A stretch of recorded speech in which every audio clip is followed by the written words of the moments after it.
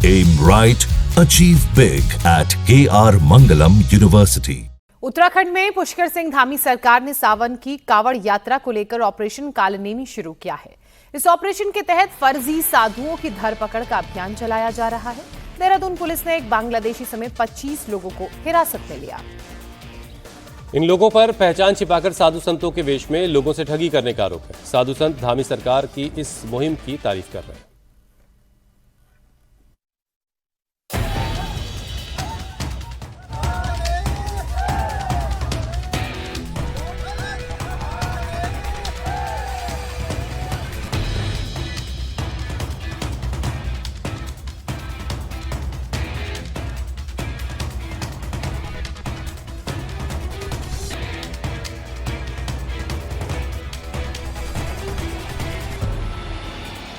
कहाँ से आए और से क्या करते हैं?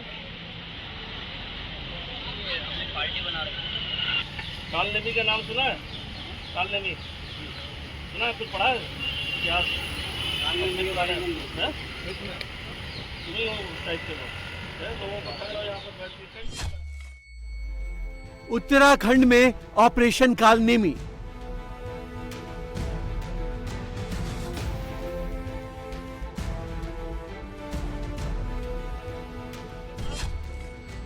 फर्जी साधुओं के खिलाफ बड़ा ऑपरेशन।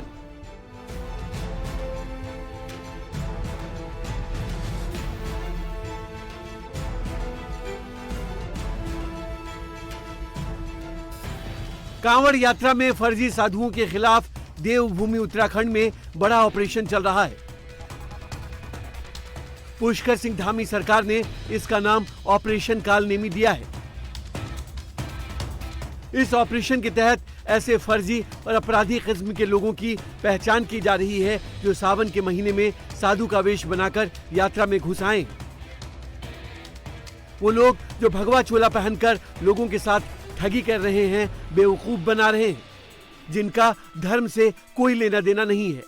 किसी भी प्रकार से धर्म की हानि करने वाले, आस्थावान लोगों को, श्रद्धालुओं को आहत करने वाले ऐसे छद्म वेशधारी जो अपना बेस बदलकर लोगों को ठगने का काम करते हैं, धार्मिक भावनाओं को आहत करते हैं, सनातन को नुकसान पहुंचाते हैं, उनकी धरपकड़ करने के लिए, उनकी पहचान करने के लिए, उनको चिन्हित करने के लिए, उनको लोगों के सामने वो इस प्रकार की कोई कृत्य न करें जिससे धर्म की हानि होती हो, सनातन को नुकसान पहुंचता हो। ऑपरेशन कालनेमी कल से चलाया गया है और ये लगातार चलेगा, क्योंकि देवभूमि स्वच्छ रहनी चाहिए। हर प्रकार से यहाँ पर पारदर्शिता होनी चाहिए हर क्षेत्र में, चाहे वो धार्मिक क्षेत्र भी हो हमारा।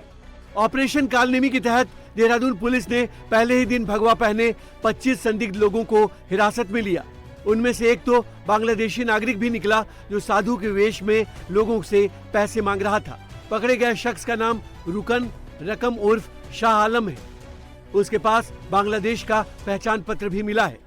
ढोंगी बाबा जो बन के लोगों को ठगते हैं या रुकते हैं, उन जगहों पर टीमों ने सर्च ऑपरेशन किया था और इसमें सबसे बड़ी ब्रेक थ्रू अभी जो मिली है पुलिस को, इसमें थाना सहसपुर क्षेत्र से मिली है, जहां पर एक बांग्लादेशी जो छदम वेश में जो यहाँ पर बाबा बन के रह रहा था, जिसका नाम पूरी अभी एजेंसी से इंट्रोगेशन, ज्वाइंट इंट्रोगेशन में पता चला कि रकम इसका नाम है, जो टंगाइल जिला जो ढाका के पास है, वहां से ये चोरी छिपे 6-7 महीने पहले विभिन्न स्थानों से होते देहरादून पहुंचा था और कुछ समय से यहाँ पर सक्रिय होकर छदम वेश में लोगों को ठगने का प्रयास कर रहा था। साथ ही साथ विभिन्न थाना क्षेत्रों में भी करीब 24 लोगों को अभी हिरासत में लिया गया है। कहीं भी कोई इस तरह की नॉलेज नहीं है, ना कोई सनातनी धर्म से जुड़े हुए हैं, ना किसी संस्था से जुड़े हुए हैं, बट वेश धारण करके, चूंकि इस समय पावन कावड़ यात्रा भी शुरू हो गई है, 4 धाम यात्रा चल रही है, तो उसका सहारा लेकर ऐसे लोग बाबा लोग सक्रिय थे। अभी तक 25 लोग को इसमें हिरासत में लिया गया है।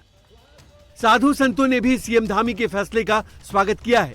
अखिल भारतीय अखाड़ा परिषद के अध्यक्ष महंत रविंद्र पुरी ने कहा कि ढोंगी और ठग लोगों की पहचान बहुत जरूरी है ताकि उत्तराखंड आने वाले श्रद्धालुओं को अच्छा माहौल मिल सके। उत्तराखंड में करोड़ों की संख्या में श्रद्धालु आने वाला है और इसमें कहीं फर्जी साधु भी यहाँ सक्रिय हो गए हैं।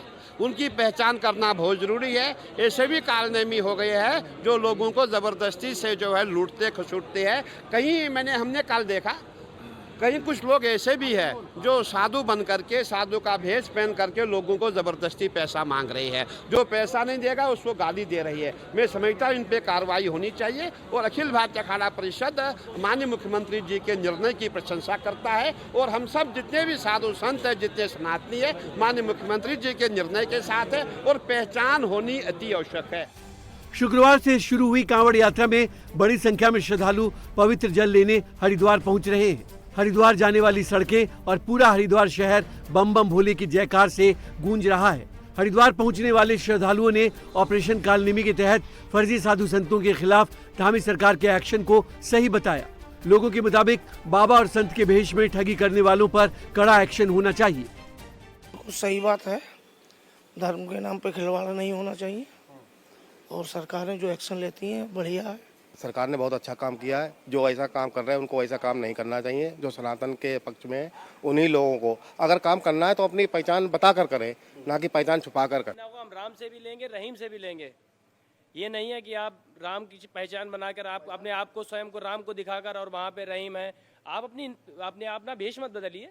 जो आपका एक्चुअल नाम है आप उसको प्रदर्शन करिए। हमको लेना होगा, हम आपसे भी सामान खरीदते भी हैं। ऐसा नहीं है कि हम किसी से भेदभाव करके कोई चीज़ खरीदते हैं। ये हमारे धामी जी का बहुत बहुत धन्यवाद जो उन्होंने कालनेमी ऑपरेशन जो चलाया है, उन्होंने बहुत अच्छा करा है।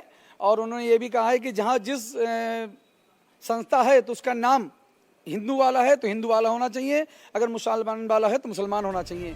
उधर मुजफ्फरनगर के यशवीर महाराज का कांवड़ यात्रा को शुद्ध रखने की मुहिम भी जारी है। यशवीर महाराज विश्व हिंदू परिषद से जुड़े लोगों के साथ हरिद्वार पहुंचे और हर की पैड़ी के दुकानदारों को भगवान वाराह की फोटो और भगवा झंडे बांटे। उनका कहना है कि फर्जी लोगों से बचने के लिए वो ये मुहिम चला रहे हैं। सनातन धर्म के जो मानने वाले हैं, हमारे हिंदू भाई हैं, उन्हीं की दुकानों पर ये भगवान वाराह का चित्र भगवा ध्वज दे रहे हैं। वे वही भोजन करें जहां भगवान वाराह का चित्र है। जहां भगवान वाराह का चित्र है तो समझ लो थूक मूत्र करने वाला जिहादी गैंग नहीं है, वो तुम्हारे ही भाई है। वहाँ निश्चिंत होकर के भोजन करें और कावड़ वहीं से खरीदे जहाँ सनातन धर्म के लोग बनाने वाले हैं। और जो यहाँ थूक मूत्र जिहादी गैंग के भाई है वे 90% कावड़ बनाते हैं। उनसे कोई कावड़ न खरीदे। कावड़ खरीदोगे वो खंडित कावड़ है, वो कावड़ लगेगी नहीं। उधर लखनऊ में कांवड़ रूट पर FSDA की टीम खाने पीने की दुकानों की जांच कर रही है ताकि कांवड़ियों को साफ सुथरा और बिना मिलावट वाला खाना मिल सके। साथ ही कांवड़ियों के रूट में आने वाले नॉनवेज दुकानों को भी 1 महीने के लिए बंद कराया गया है। तो जो नॉनवेज की दुकानें किसी में आपको प्रॉपर की सब बंद कराई गई। जिनके पास कोई पेपर नहीं मिले और सबको बंद कराया गया। उनके पास प्रॉपर लाइसेंस नहीं थे इसलिए सबको बंद कराया गया। किसी के पास लाइसेंस मिला भी नहीं? किसी के पास नहीं मिला। जिनके पास मिला उनको अनुमति दी गई। जैसे चाय पानी की दुकानें थी, जूस की थी, उन्हें नोटिस दी गई। और तो मतलब ये समझे कि 1 महीना इस पूरे रूट पे नॉनवेज नहीं मिलेगा? जी नहीं मिलेगा। तो इस तरह से ये ड्राइव है और जो कांवड़िया निकलेंगे उनको पता होगा कि कौन सी दुकान पे, कौन से ढाबे पे, कौन से रेस्टोरेंट पे वो खा रहे हैं, उसका मालिक कौन है और सफाई से वो बन रहा है कि नहीं। खासतौर से इस पर भी ध्यान दिया जा रहा है। कोई मिलावटी सामान तो नहीं मिलाया जा रहा है, एक्सपायरी डेट की चीज़ें तो नहीं इस्तेमाल हो रही। लेकिन नॉन वेज के बारे में जैसा कि फूड सिक्योरिटी जो डिपार्टमेंट है उसकी टीम आई है कि उनका कहना है कि पूरे रूट पर 1 महीने तक नॉन वेज नहीं मिलेगा।